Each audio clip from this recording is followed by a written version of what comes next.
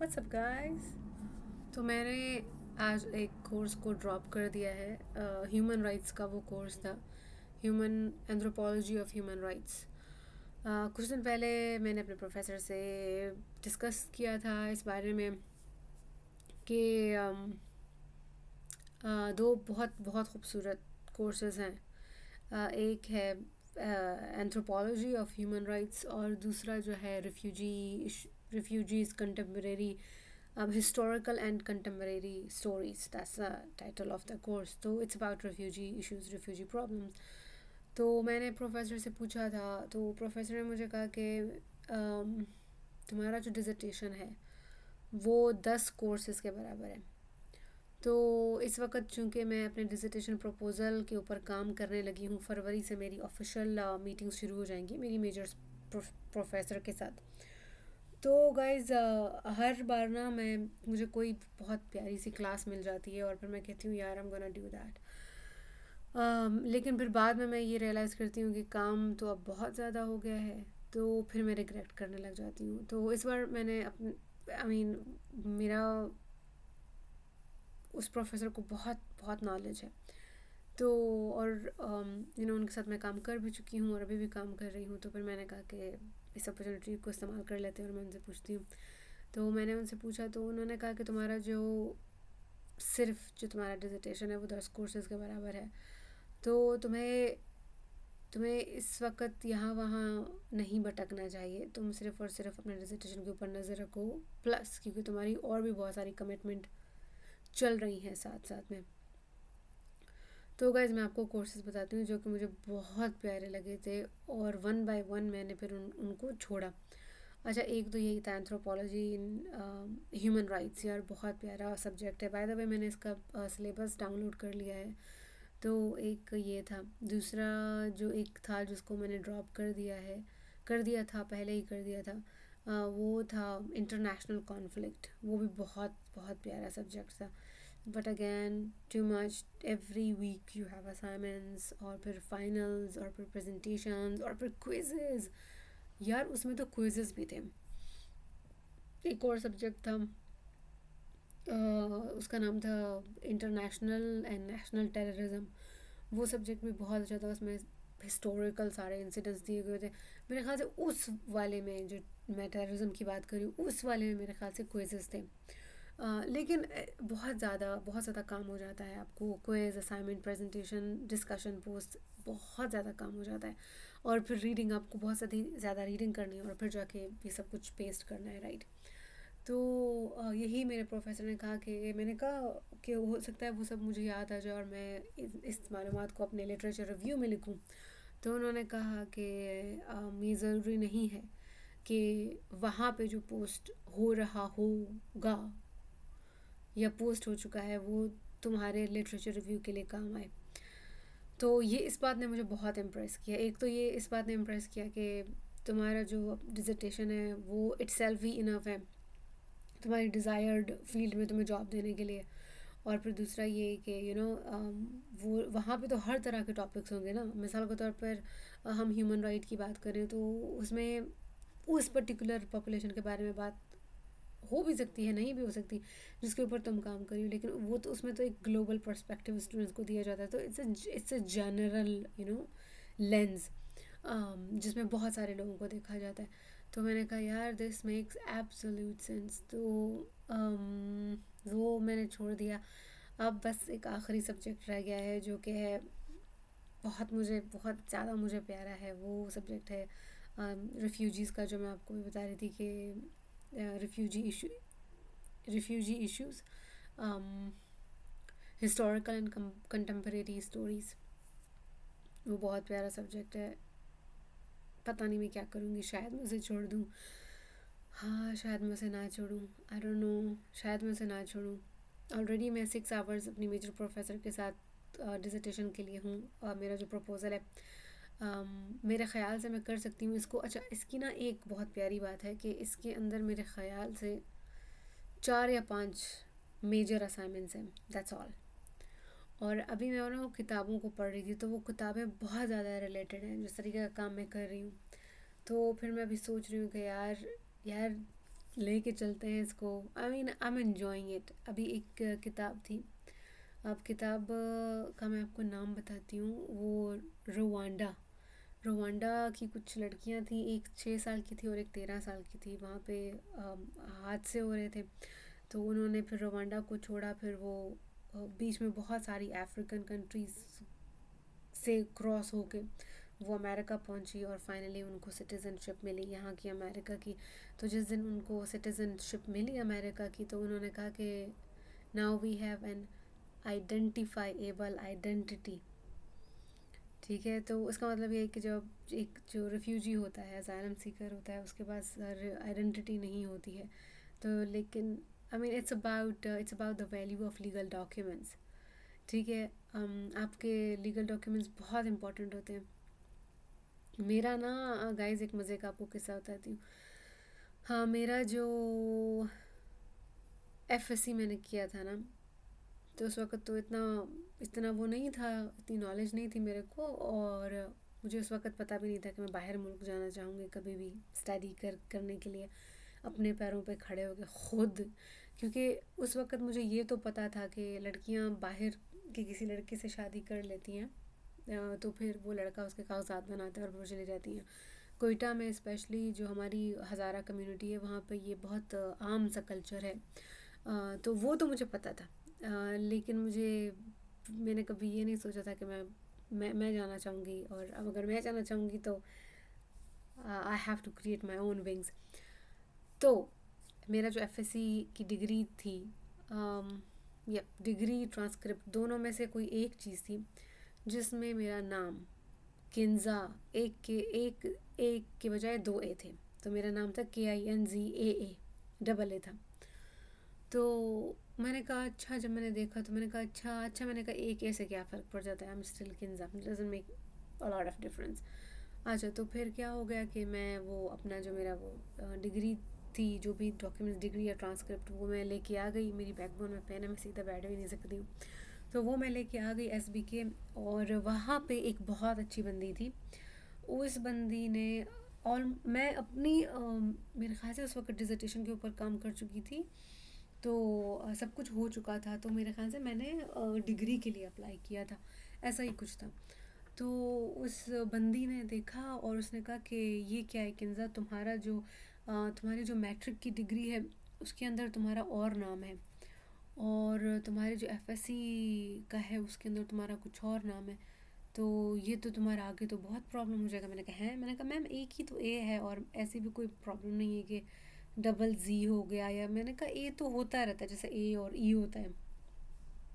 मेरा ख्याल से जैसे हम करीम करते हैं KAREM, तो मेरे दिमाग में वो था। मैंने कहा ma'am I don't think it's a big deal. उन्होंने कहा नहीं, एक एक लेटर भी आपके लिए बहुत प्रॉब्लम खड़ी कर सकता है। मैंने कहा हैं?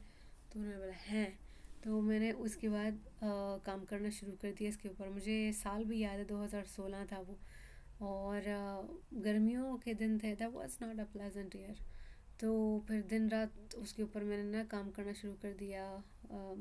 एक कोई वो जगह थी जहाँ पे आप रिकॉर्ड्स और नाम वगैरह की जगहों पे आप जाते हो, बड़ी सी बिल्डिंग थी। अभी मुझे सही से नाम उसका याद नहीं है, लेकिन उसके बहुत नज़दीक, जो अगर कोई कोयटा से देख रहा है तो यार, जहाँ पे ये बीकन और ये वाले सारे स्कूल्स हैं, जहाँ पे पहले वो भी था, नमल भी पहले वहीं पे ही था, जहाँ पे किडनी हॉस्पिटल है, वो वाला रोड, किडनी हॉस्पिटल कोयटा में। तो वहाँ पे मैं गई, और उन्होंने मुझे ना, एक बंदे ने दूसरे के ऑफिस में भेजा, दूसरे ने तीसरे, इस तरह से 3-4 ऑफिस में गई। तो फाइनली वो हो गया कि यार अच्छा, इसका काम अभी प्रोसेस शुरू करो। तो बीच में ना ईद वगैरह थी, तो उन्होंने मेरा काम प्रोसेस में लगा दिया कि भाई क्या नाम चाहती हो। तो मैंने कहा मैं ये नाम चाहती हूँ। और फिर गाइस एक और बात मज़े की मेरे साथ हुई है।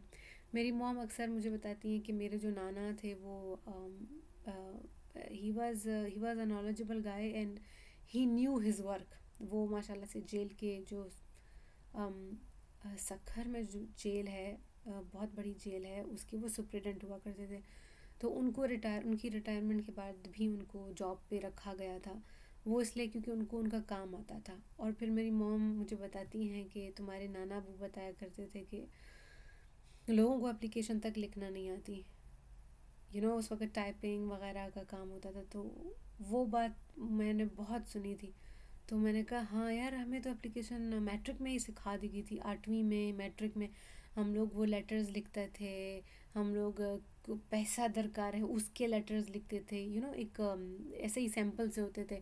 बीमारी का ख़त लिखना, घर आने का ख़त लिखना, बहुत सारे ख़त होते थे। पहले उर्दू में लिखना सीखा हमने 7th 8th तक। उसके बाद 9th और 10th में अंग्रेज़ी में ये सब कुछ शुरू होगा। बाय द वे मैंने 9वीं क्लास से अंग्रेज़ी सीखना शुरू किया था, बट वो भी जस्ट टेंसेज एंड ऑल, किताबी इंग्लिश की बात कर रही हूँ। प्रैक्टिकली बोलना मैंने यूनिवर्सिटी में शुरू किया, जहाँ पे मुझे इंग्लिश में प्रेजेंटेशन देनी होती थी। तो मैं एक सरकारी स्कूल की बच्ची हूँ, मुझे अंग्रेज़ी हमने शुरू से नहीं बोलना सीखी थी। अच्छा, तो वो मेरे ना दिमाग में था। अच्छा गाइज़, अब होता ये था कि मैं अपने किसी भी ऐसे काम के लिए जाती थी ना, तो वो लोग मुझे कहते थे मैडम अभी मैडम तो नहीं, उस वक्त तो मैडम नहीं, कहते थे आप एक एप्लीकेशन हमें लिख के दें। तो फिर मैं कहती थी सर क्या, किस बारे में लिखूँ, what should be the topic और सब्जेक्ट क्या होना चाहिए। तो वो कहते बस ऐसे ऐसे ऐसे ऐसे कुछ इन्फॉर्मेशन दे दी। मैं खुद अपने दिमाग को मतलब करके कि यार क्या अप्रोप्रिएट होगा। तो मुझे याद है कि मैं बहुत बहुत अरसे से ना, बहुत पहले मैं इन प्रैक्टिकल इश्यूज़ को फेस करना मैंने शुरू कर दिया था। अब देखो कहानी कहाँ से शुरू हुई है, मैं जा कहाँ रही हूँ। अच्छा, फिर क्या हो गया, वो उन्होंने मुझे कहा एक कहाँ लेटर लिख के दे दो। हाँ, मैंने वो लिख के दे दिया उसमें कि भाई मेरा नाम ये है और मुझे इस नाम से इस नाम पे स्विच करना है, विच वॉज किन्जा, किन्ज KINZA होना चाहिए, बट अभी KINZA है। तो वो हो गया। उसने उस प्रोसेस ने अच्छा खासा टाइम लिया और उसके लिए मुझे बहुत भाग दौड़ करनी पड़ी। मुझे अपने प्रीवियस रिकॉर्ड्स देने पड़े, शनाख्ती कार्ड देना पड़ा कि वाकई में मेरा नाम ये है, मेरा नाम ये होना चाहिए। और फिर वो पूछते थे किसने ये गलती किया। मैंने कहा मुझे क्या पता किसने गलती की है, मुझे कॉलेज से मिल गया ये, अभी मैं मुझे नहीं पता किसने किया। तो मैं तो आपको उसी वक्त बात करनी चाहिए थी, अब तो मुझे नहीं था पता। मेरी एक दोस्त थी, उसने मुझे एक दिन कहा था कि किन्जा, अगर अगर तुम्हारी जगह मैं होती और इतने बड़े प्रोसेस करने पड़ते तो मैं कब का गिव अप कर चुकी होती। और मैंने उसे देखा, मैंने कहा हाँ ठीक है यार, लेकिन उस वक़्त चूँकि मैं ऑलरेडी MPhil कर रही थी, मुझे पता था कि मेरे को बाहर जाना है। तो इसीलिए मैंने कहा कुछ भी हो मैं करूँगी अपना नाम ठीक करने के लिए, क्योंकि उस वक़्त I knew what I want. तो और फिर मैंने आगे चल के भी देखा, कि मैं अपना पोलैंड की कहानी आप लोगों को किसी और व्लॉग में सुनाऊंगी। वो बहुत डिफ़िकल्ट प्रोसेस था, बहुत ज़्यादा डिफ़िकल्ट प्रोसेस था।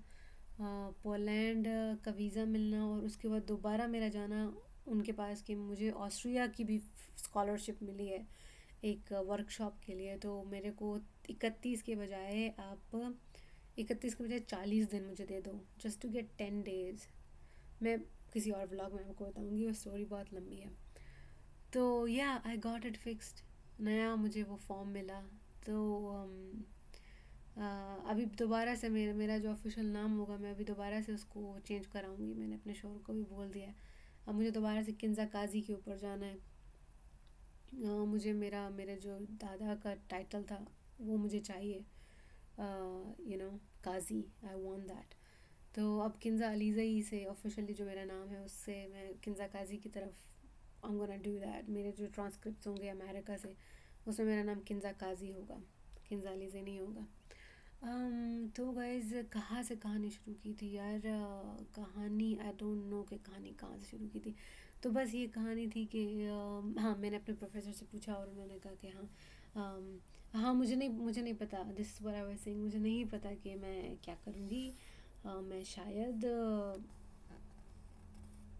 मैं क्लास को ड्रॉप कर दूँ, मुझे नहीं पता। शायद मैं क्लास को I might continue my class, I don't know. लेकिन क्लास है बहुत प्यारी यार।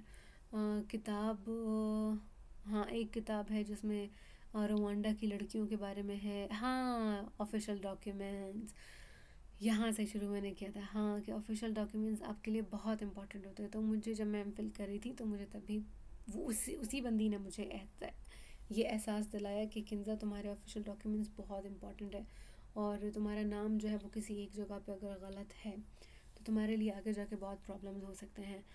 और वुड यू बिलीव कि यहाँ पे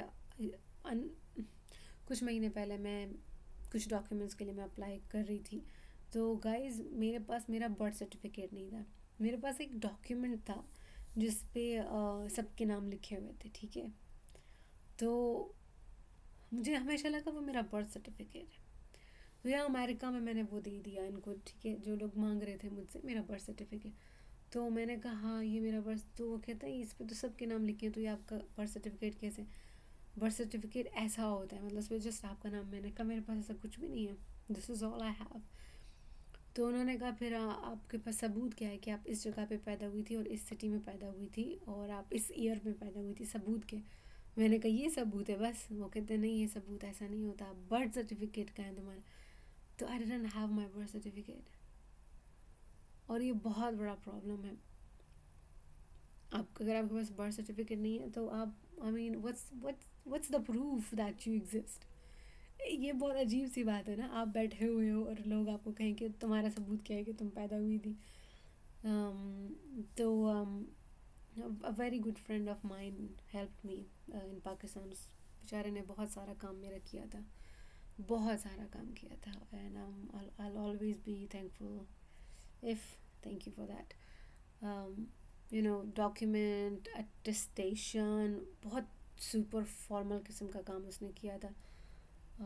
मेरे वहमो गुमान में भी नहीं था कि इस तरह के कुछ काम हो सकता है, लेकिन सो लाइफ इज़ डिफ़िकल्ट यार, स्पेशली जब आप अकेले धक्के खा रहे होते हो ना, तो लाइफ बहुत मुश्किल हो जाती है। लेकिन धक्के नहीं खाओ भी तो फिर क्या करूँ, फिर वहीं पे ही पड़े रहो, गंद में पड़े रहो, या धक्के खाओ या गंद में पड़े रहो। वो बोलते हैं ना कि ज़िंदगी जो है मुश्किल होगी यार, कुछ कुछ ऐसा है। ज़िंदगी जो है वो मतलब मुश्किल होती है, या तो आप रिग्रेट करके उसको गुजारो, या तो फिर वो डिफ़िकल्ट काम करके उसको गुजारो। जैसे कहते हैं कि मतलब आप सुबह जल्दी उठो, एक्सरसाइज करो, या अपना जो काम है वो वक्त पे करो। तो अगर आप पंक्चुअल होगे तो उसमें भी पेन होगा, यू नो, जल्दी उठना, हर चीज़ काम पे करना, सेक्रीफाइसेस देना, punctuality, you have to pay a price for to be punctual. तो उसमें भी पेन है। लेकिन अगर आप पंक्चुअल नहीं होते हो तो उसमें भी पेन है, बिकॉज आप you are not gaining anything, you are destroying your health वगैरह वगैरह। तो ये छोटी सी अपडेट थी गाइस, जिसके लिए 18 मिनट लग चुके हैं। तो मैं आपको मज़ीद अपडेट्स भी देती रहूँगी मेरी क्लासेस के बारे में। I am excited, journey has begun. आज मैंने एक डिसर्टेशन प्रपोज़ल भी अटेंड किया, एक लड़की का, और उस लड़की ने उसको पास कर दिया। बहुत अच्छा आसान था यार। देखो मेरा जो पहले हुआ था ना क्वालिफाइंग एग्ज़ाम, उसमें आइडिया को मैंने इंट्रोड्यूस किया था अपनी कमेटी को, प्रोफेसर्स को, तो वो तो बहुत अच्छा हो गया था, ठीक है। अब जो प्रपोज़ल डिफेंस है, आई थिंक वो मोर और लेस वैसा ही होगा, लेकिन मैं अपनी सुपरवाइज़र से अगले महीने मेरी गुफ्तगू, हमारी मीटिंग्स स्टार्ट होंगी, तो फिर मैं देखती हूँ कि वो क्या मुझे कहती हैं। लेकिन इसके बाद का जो सेमेस्टर आएगा ना, फॉल 2026, बस उसमें मेरा डिसर्टेशन है, पक्का उसमें मेरा डिसर्टेशन है। तो guys I keep you updated. आज बाय द वे उसके लिए मैं खास एक और व्लॉग बनाती हूँ, रुक जाओ, अभी इसके लिए यहीं पे बाय बाय।